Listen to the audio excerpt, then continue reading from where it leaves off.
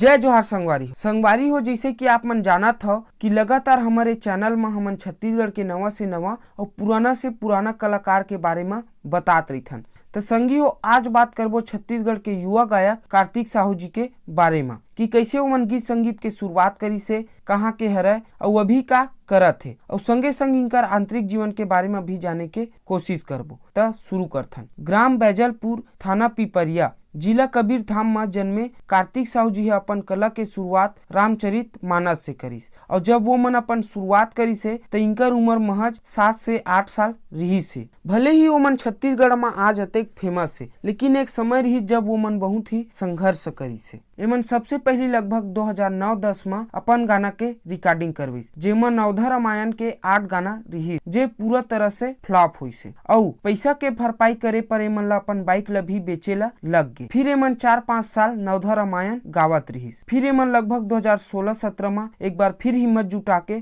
Swaranjali studio में recording करवाइस, जेमा भी 8 गाना रहीस। और वो गाना मन फिर से फ्लॉप हो गए। जहाँ दूसर आदमी हार मान जतीस, वहाँ साहू जी फिर से हिम्मत जुटा के 1 साल बाद अपन फेमस गाना हवन कराले के रिकॉर्डिंग करवाई। लेकिन ए गाना से पहली साहू टूरला रिलीज करी से, जे बहुत फेमस हुई, जे रही से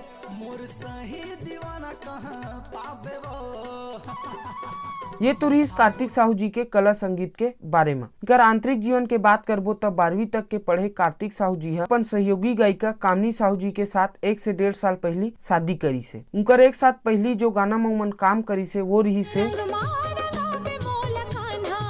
और कामनी साहू जी, जेकर बहुत ही फेमस गाना है।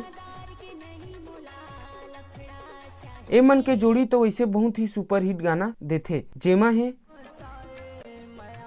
तो संगी हो ये रही कार्तिक साहू जी के बारे में। तो संगी हो, वीडियो पसंद आई तो वीडियो ला लाइक और शेयर कर दू, और संगे संग हमारे चैनल ला सब्सक्राइब कर दू। जय जोहार, जय छत्तीसगढ़।